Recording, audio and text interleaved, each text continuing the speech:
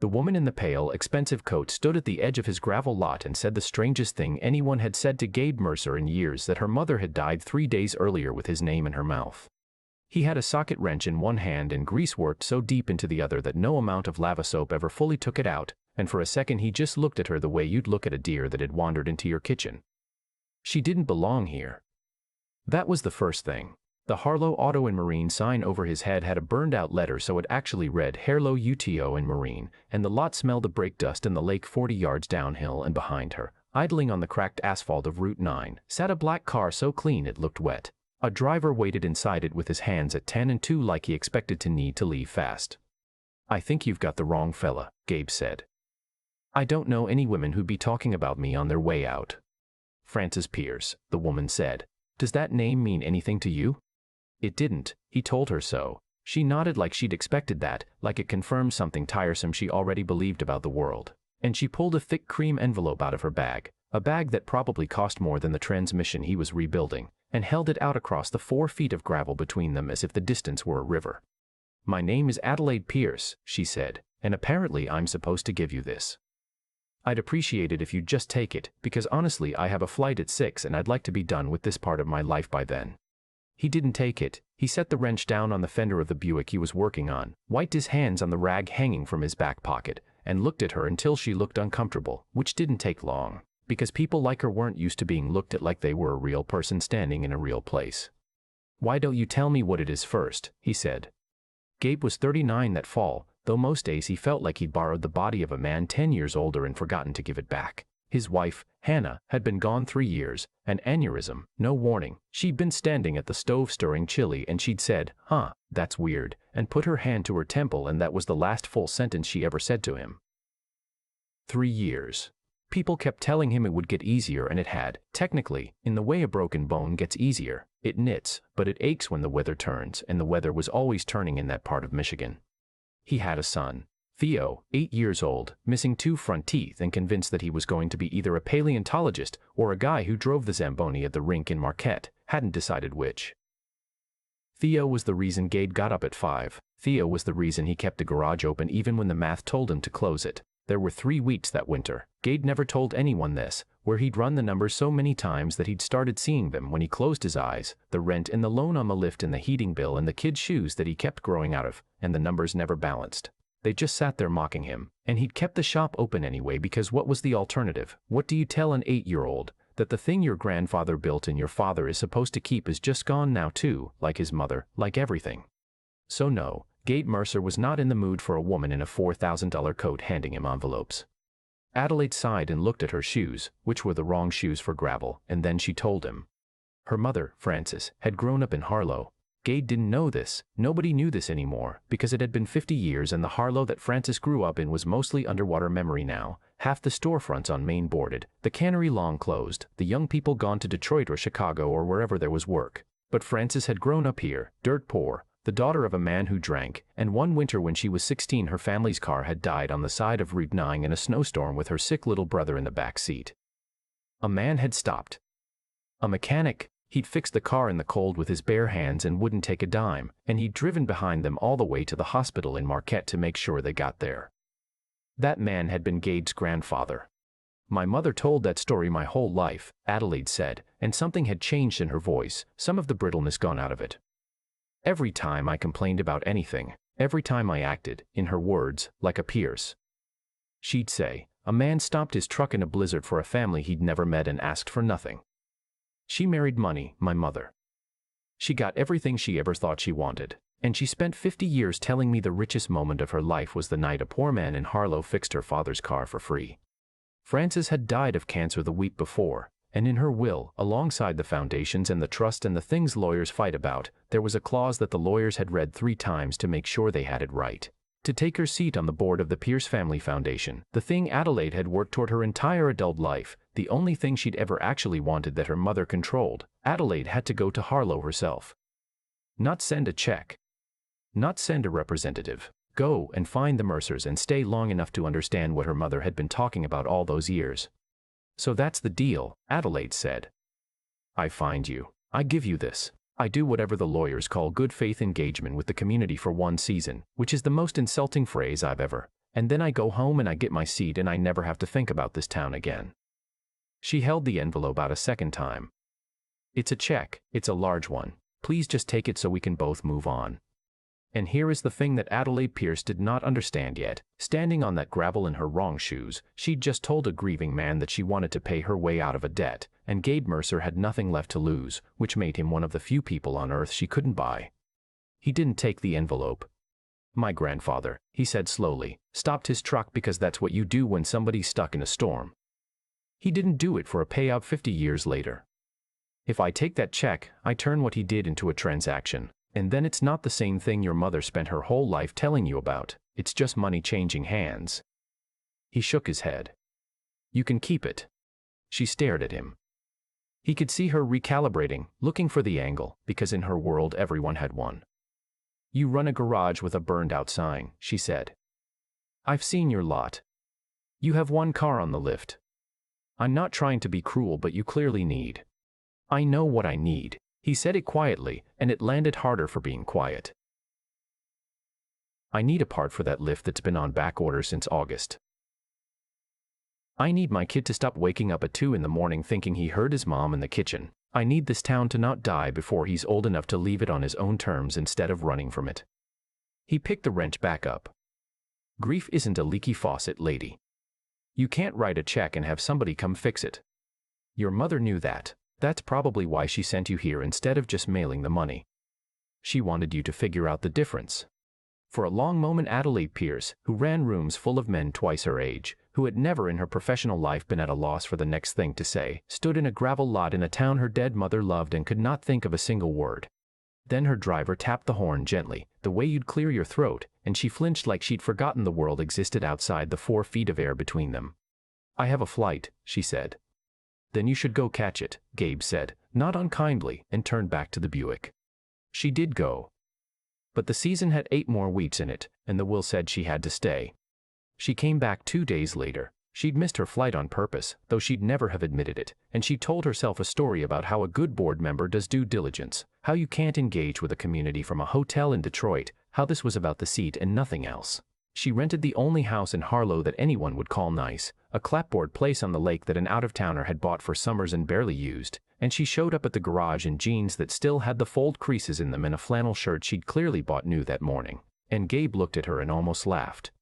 You look like a catalog, he said. I'm trying to blend in.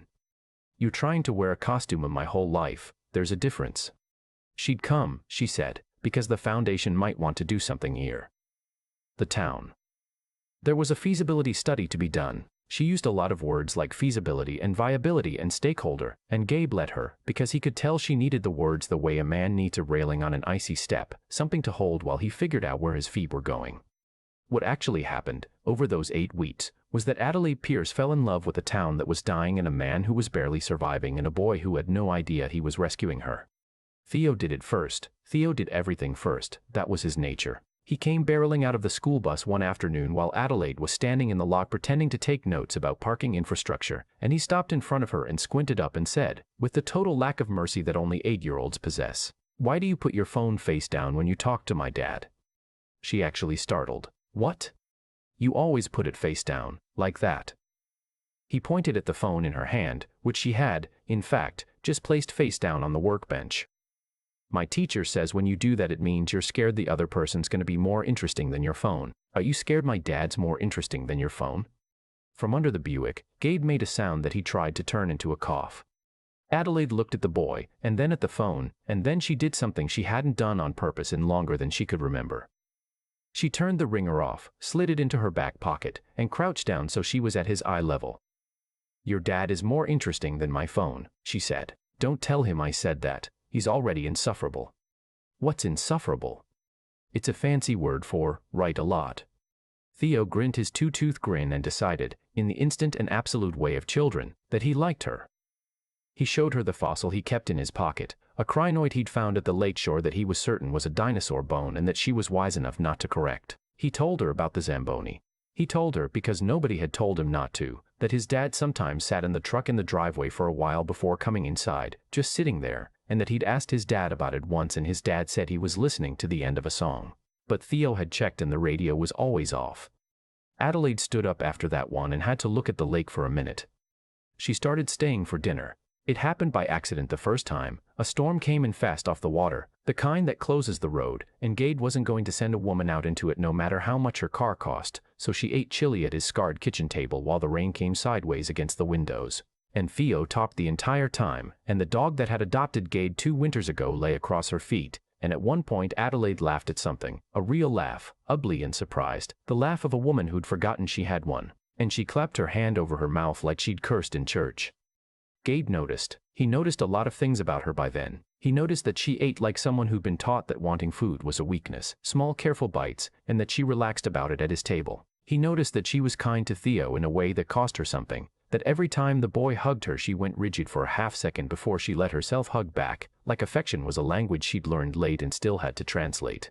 He noticed that for all her money and her board seats and her driver in the black car, Adelaide Pierce was one of the loneliest people he'd ever met, and Gabe Mercer knew loneliness the way a sailor knows water. "Can I ask you something?" she said one evening, after Theo had gone to bed and they were sitting on the porch with the lake going dark and a couple of beers between them that she'd brought. Good beer, she was learning. "Why won't you take help?" "Not the check, I get the check now. But there's a foundation. We could fund the garage, the clinic, the school, real help." "Why does it offend you?" Gabe was quiet a while. A loon called out on the water that sounded like grief learning to sing. "It doesn't offend me," he said finally. "I just know what it does to a place. You bring in money from outside, money that nobody here earned, and at first everybody's grateful, and then real quiet they start to feel like charity cases in their own town. They stop fixing their own porches because what's the point? The rich lady will do it. They forget they're capable. My grandfather fixed your mother's car for free, but he didn't move her family into a nicer house and pay their bills the rest of their lives. He gave her one night of somebody caring, and then he let her go off and build her own everything. That's why she never forgot him. Not because he saved her. Because he reminded her she could save herself." Adelaide turned the beer bottle around in her hands. "My whole life is writing checks," she said. "It's literally the family business. Decide who deserves money and give it to them and feel good about it." She laughed, but there was no humor in it. "My mother gave away $40 million in her lifetime, and the only act of charity she ever told a single story about was a free oil change in a snowstorm." "It wasn't an oil change," Gabe said. "It was a man stopping." She looked at him then, really looked at him, and something passed between them on that porch that neither of them was going to name out loud, not yet, maybe not for a long time. Two people who had both decided in their own ways that they were done being surprised by their lives, sitting in the dark, being surprised. Then the season nearly ended everything before it had a chance to begin. It was Theo in the end, not a storm. A Tuesday. He was climbing the rot pile behind the garage that Gabe had told him 1,000 times not to climb, and a slab the size of a card table shifted, and Theo went down with his leg pinned, and the sound that came out of that boy was a sound Gabe heard in his sleep for months afterward. The leg was broken in 2 places and there was bleeding they couldn't stop fast, and the nearest real hospital was 40 minutes of bad road away in Marquette, and the volunteer EMT in Harlow was a good man but he was a plumber on weekdays. And Gabe stood in his own gravel lot holding his son's hand and going somewhere very far away inside himself, somewhere he'd been 3 years before with chili burning on the stove. Adelaide was there. She'd been there for dinner, and while Gabe held his son she made one phone call and then another, in a voice Gabe had never heard her use, flat and fast and absolutely certain. And 22 minutes later a medical helicopter that the Pierce Foundation kept on retainer for executives came down out of the gray sky into the field behind the garage and took Theo to a children's hospital in Marquette where a surgeon Adelaide had personally woken up was already scrubbing in. The boy was going to be fine. A rod in his femur, a summer of physical therapy, a story he'd tell for the rest of his life. But he was going to be fine, and he was going to be fine because a woman with a black car and a foundation and a phone she usually kept face down had, for once, picked it up and used everything she had to save the only thing in the world that Gabe couldn't have saved alone. In the waiting room at 2 in the morning, with the coffee gone cold, Gabe looked at her and his pride. The pride he'd held onto like a life raft for 3 years, the pride that wouldn't let him take a check, finally cracked clean down the middle. "I couldn't have done that," he said, his voice wrecked. "Tonight, I couldn't have done it. He'd have the road, the time, I couldn't." He stopped. He scrubbed his face with his hands. "I've spent 2 months telling you a man should save himself, and tonight I couldn't save my own kid without you." Adelaide sat down next to him. She didn't tell him he was wrong, didn't soften it, didn't reach for the soothing thing.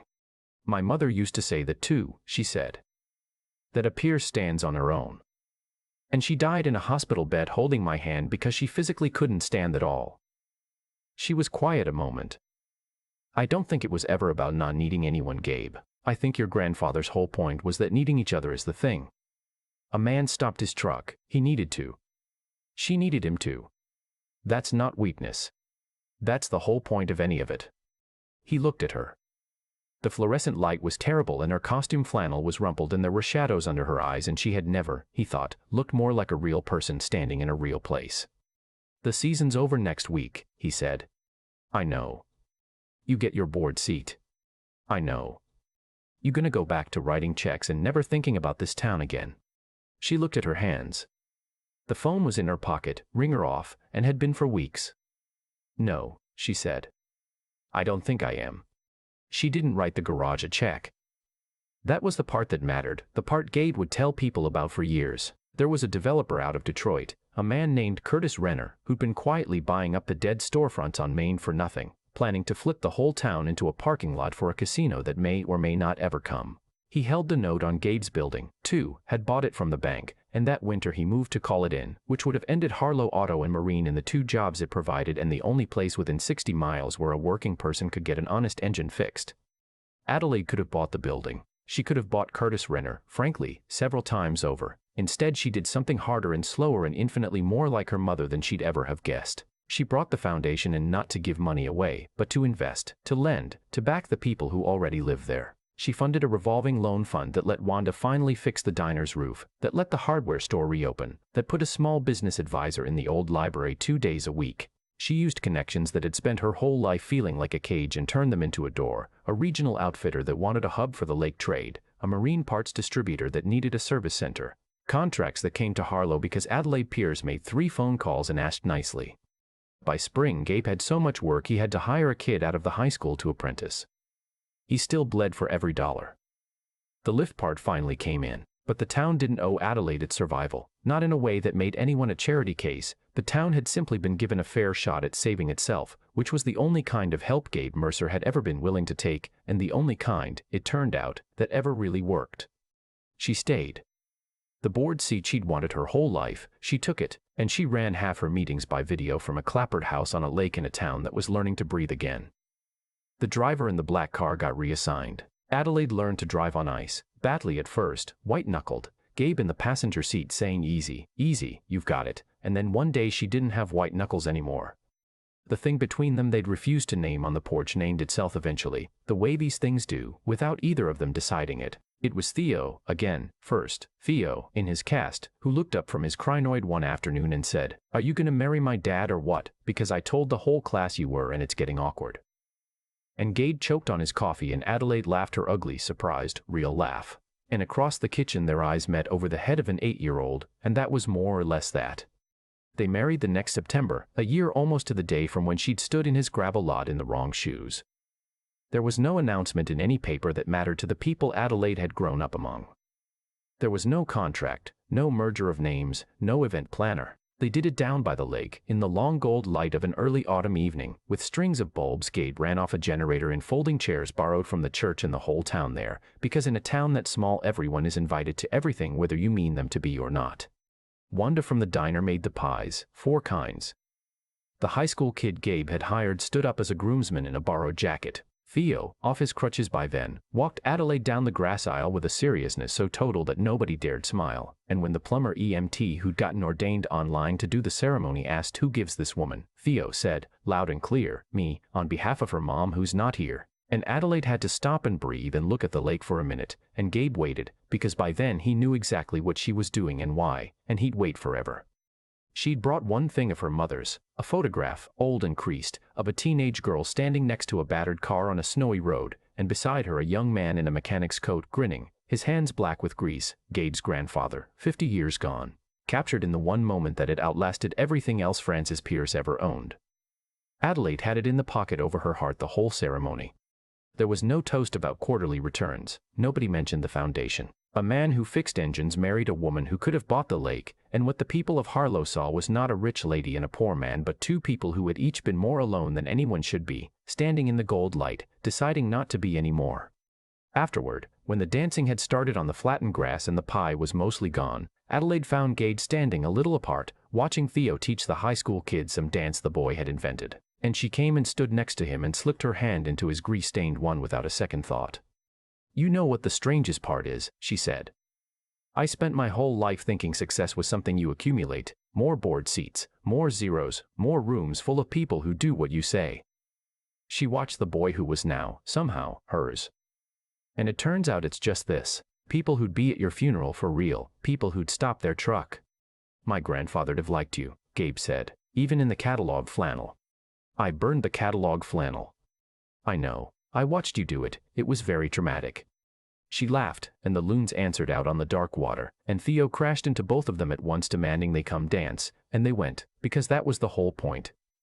A poor man had once stopped his truck in a storm and asked for nothing, and 50 years later it was still saving people he'd never meet, in ways he could never have imagined, on a September night beside a lake in a town that had refused, against every reasonable expectation, to die.